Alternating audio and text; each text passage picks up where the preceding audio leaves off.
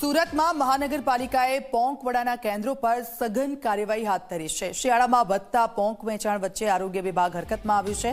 શહેરના 10 જાણીતા પોંક વેચાણ કેન્દ્રો પર ચેકિંગ હાથ ધરવામાં આવ્યું। પોંક વડા અને સેવના કુલ 12 જેટલા નમૂના લેવામાં આવ્યા છે। નમૂનાઓને પબ્લિક હેલ્થ લેબોરેટરીમાં પરીક્ષણ માટે મોકલી દેવામાં આવ્યા છે। રિપોર્ટ બાદ ફૂડ સેફ્ટી એક્ટ મુજબ કાર્યવાહી થશે। ગ્લોવ્સ કેપ અને એપ્રોન ફરજિયાત રાખવાની સૂચના આપવામાં આવી છે। અડાજણ, ઘોડદોડ રોડ અને તાપી રિવરફ્રન્ટમાં તપાસ હાથ ધરવામાં આવી છે। શહેરીજનોના આરોગ્ય સાથે ચેડા નહીં થાય તે માટે પાલિકાનો આ સંદેશ છે। ચેતન અમારી સાથે લાઈવ જોડાઈ ગયા છે। ચેતન, અલગ અલગ વિસ્તારોમાં ફૂડ વિભાગ દ્વારા ચેકિંગ તો હાથ ધરવામાં આવ્યું છે, પરંતુ તેના સેમ્પલ વહેલી તકે આવે તેવું આયોજન કરવામાં આવે, કારણ કે પોકનું વેચાણ શિયાળા પૂરતું થતું હોય છે એટલે।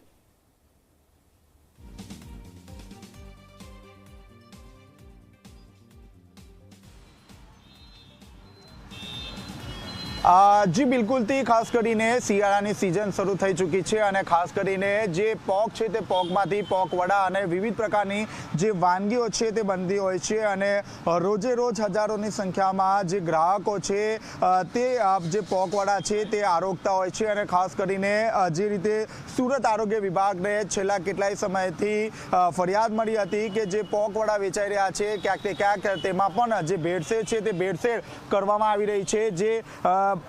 જે ફરિયાદના આધારે આરોગ્ય વિભાગની ટીમ દ્વારા ઘોડદોડ રોડ સહિતના અલગ અલગ પોક વેચતા જે 10 જેટલા જે દુકાનદારો છે તેમને ત્યાં રેડ કરવામાં આવી હતી। અંદાજિત 12 જેટલા જે સેમ્પલ છે તે સેમ્પલ લેવામાં આવ્યા હતા। ખાસ કરીને આપ જોઈ શકો છો વિવિધ જે પોક વડા છે તે પોક વડા અહીં બનતા હોય છે અને આ રીતે જે પોક છે તે પોકમાંથી આ રીતે જે વડા છે તે વડા બનતા હોય છે। આ ઉપરાંત જે પોકની જે પેટીસ છે તે પેટીસ પણ વેચાણ અર્થે મૂકવામાં આવતી હોય છે। પરંતુ જે રીતે આરોગ્ય વિભાગને ફરિયાદ મળી હતી કે જે પોક છે તે પોકની અંદર પણ ભેળસેળ કરવામાં આવી રહી છે અને લોકોના સ્વાસ્થ્ય સાથે ચેડા કરવામાં આવી રહ્યા છે, જે બાતમીના આધારે આરોગ્ય વિભાગની ટીમ દ્વારા જે અલગ અલગ 10 જેટલી જે દુકાનો છે તેમાં 12 સેમ્પલ લેવાની કામગીરી હાથ ધરવામાં આવી હતી। હાલ તમામ જે સેમ્પલ છે તે ફૂડ લેબોરેટરી ખાતે મોકલી આપવામાં આવ્યા છે। અંદાજિત 15 દિવસ બાદ જે રિપોર્ટ છે તે રિપોર્ટ આવી જશે। પરંતુ અહીં મહત્વની વાત એ છે કે લોકો